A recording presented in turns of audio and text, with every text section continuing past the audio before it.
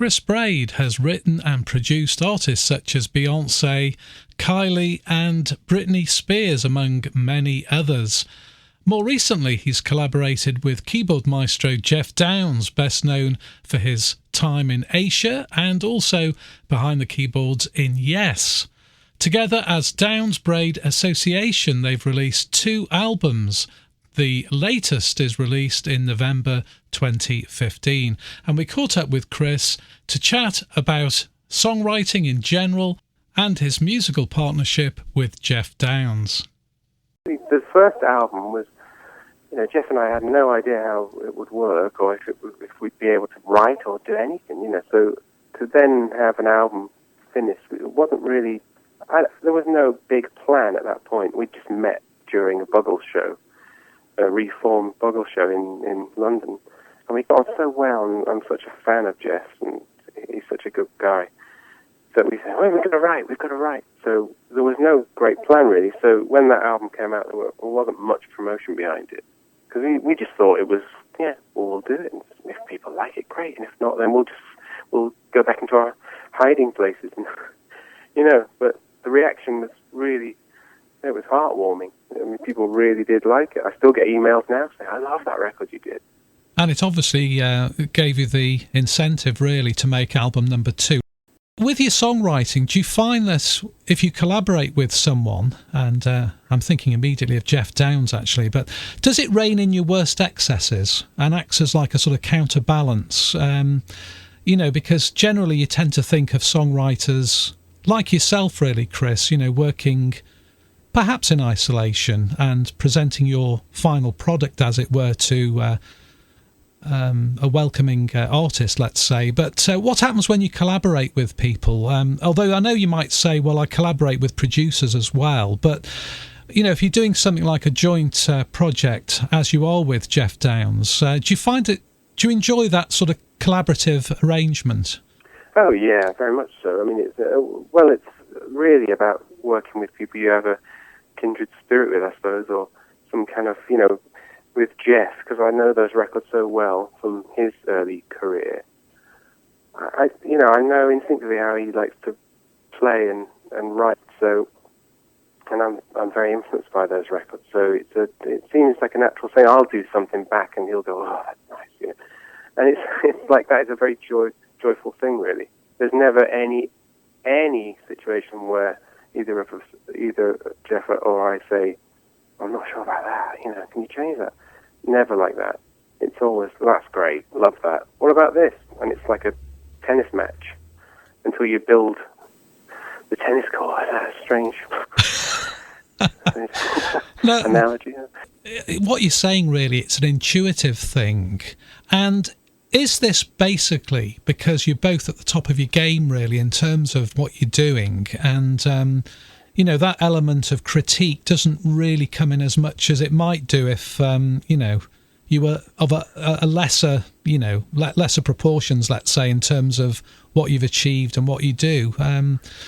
Yeah, I think you're right there, actually. I think it's confidence, isn't it? I think if you're confident in what you do and you believe in it, then it's... I always say that when I'm writing with people, actually. If you write from the heart, then it almost is beyond criticism in a way.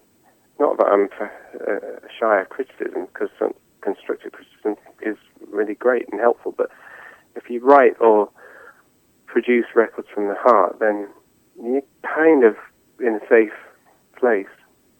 So I think, yes, you're right. I think it's confidence and believing in your own, what you do is good, and not being afraid that, if you play something, that you're going to be laughed out of the room, because that's always a thing that scares people when they're, I think, younger and starting out in this business. Sort of like a writer friend of mine would say, "Okay, I'm going to dare to suck now," as he presents his idea to the room. And really, he's being facetious, but that's what it's like in the early days. Yeah. Like, oh, what if I play this and everyone thinks it's shit? Oh. So yeah, it's. I think what you said is right. Yeah. Now, I mean, we should just remind listeners, because we haven't mentioned it, and let's really lay this on thick. Why not indeed? I mean, you've written for Britney Spears, Beyonce. I think you've produced one of her albums or co-produced it. Paloma Faith, Lana Del Rey, Mark Armand. We're not saying we are the oracle here, but we like to think we do know some of those backroom people and hardworking songwriters. And as I say, it's only in the last few years that we've really been aware of your work, you know, your albums. And then, of course, you explore the very early stuff, which we've mentioned, hooking up with Geoff Downes, who's done any number of projects over the years. I mean, very productive. Did you see the DBA arrangement giving you, perhaps personally, a more rock-orientated approach, if I can put it like that? It might be a soft rock-orientated approach or whatever you want to call it. Whereas perhaps your more recent songwriting has been more in the pop style, you know, for various big-name artists. You know, it's another outlet, isn't it, really? Well, absolutely. And, you know, my heart is very much in that sort of, I suppose, like you say, is, you know, slightly softer. When you say rock, it implies, you know, heavy guitars and stuff, and it's not that, but my heart is definitely in that progressive rock genre. And, you know, I'm always one step from putting that leather jacket on and pretending to be Robert Plant, so it's no problem for me to make those records. I mean, you know, it's a joy, really. It's where my heart is. I'm making the records that I actually want to make now, whereas originally, in the beginning, I think it was a bit of a battle. You know, I was doing, you know, I mean, I'm proud of them now, and I listen back, I don't know, they weren't bad, those couple of solo albums that I did, but at the time I was thinking, I want to be doing this, you know. They signed me on this song, and I don't want to do this song, I never want to play this song, like you do when you're young and annoying. But now I'm much happier making these kind of records. Bit more, it's a natural progression. Bit more chilled out, really, I suppose. You know. Oh yeah. Yeah. I mean, I think part of my personality is hugely extrovert. Although this is the paradox: if you stood me on a stage in front of 3,000 people, I'd be very comfortable. So, and I meet a lot of people in the business like that. I mean, Mark Armand, you mentioned. He's such a lovely guy, and I produced his last album, The Velvet Trail, and it was a joy. But Mark's such a sweet guy, and he's very, you know, quite shy. But standing on a stage, and he's like this larger-than-life, like, wow, you know, all this confidence. So it's an interesting psychological, I suppose, study, really. But I think I've just remained quite comfortably in the background, if you like, because it you know, it was working, and I was still making music, and I was really enjoying what I was doing. But you never get rid of that little side of you, that voice in your head, the alter ego, if you like, that voice that says, yeah, but you need to get your guitar out, mate, and do your own thing for a bit now. You've put that to bed for long enough, you know. I'm not going to stay silent forever. And it's like that other side of you. And anyone who's been a performer or has that in them, in their sort of soul, if you like, you can't not do that. You can't put that to bed forever. It won't rest. And so this is where I am right now, really. That because I'm in a position where I can afford, I suppose.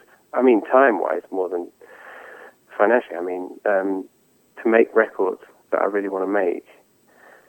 You know, it's a good time for me to sort of poke my head above the surface, if you like. Get ready to rock radio. Music you want to hear.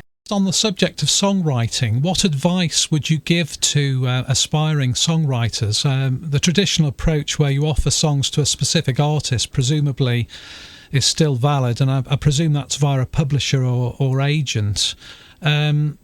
Do you think it's, you know, in the internet age, Chris, is it easier for songwriters to get established, or is it harder because of, you know, the competition?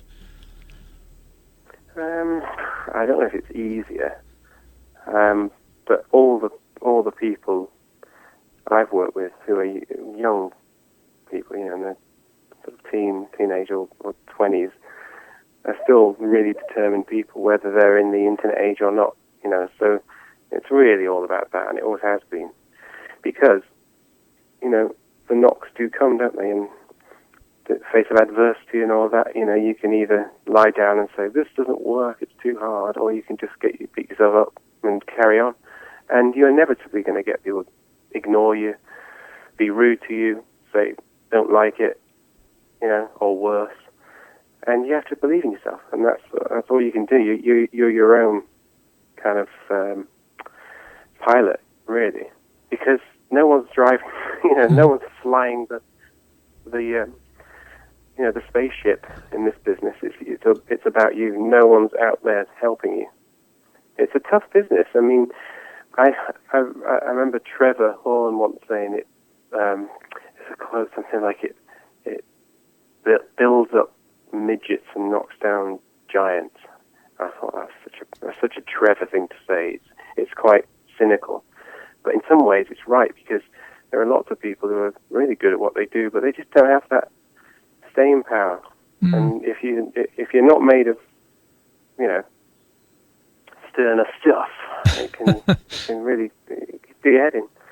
So you just got to be determined and believe in yourself and keep at it and be prepared for the nose.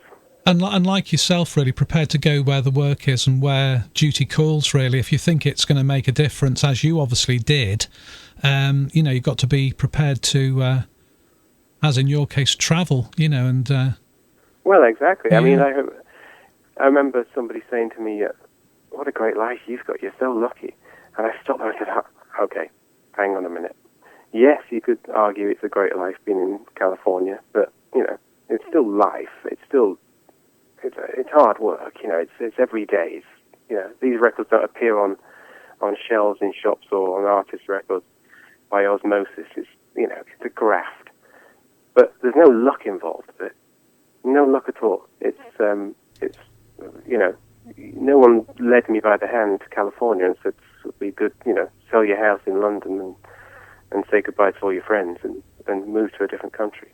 That's not luck. And that's where I sort of have to say, hold on, it's not quite correct. I mean, you make your own luck, don't you? That's what they say. Yes, no, that's right. And you would say, going back to the songwriting, a good publisher agent is worth their weight in gold, really, to get you started, to get... Oh, absolutely. Yeah. Definitely. Traditional ways. Absolutely. If you don't have a good manager, and you've not got a good manager, but you keep telling yourself, yeah, he's not great, but, he's quite nice to me, and, buys me sweets or whatever, then you're lying to yourself, and really a good manager is key. If you haven't got a good manager, get one. Yeah. Fire the one that's not. Yeah, that's good advice as well. And we were chatting to songwriting royalty Chris Braide in October 2015, ahead of the release of the second Downes Braide Association album, where he teams up with keyboard maestro Geoff Downes. And you can check out an hour special with an extended version of our interview with Chris and lots of great music. That's at Mixcloud, and you can find the link on the homepage at getreadytorockradio.com. We also have an hour-long special with Geoff Downes chatting about his career and choosing some of his favourite tracks. Thank you for listening.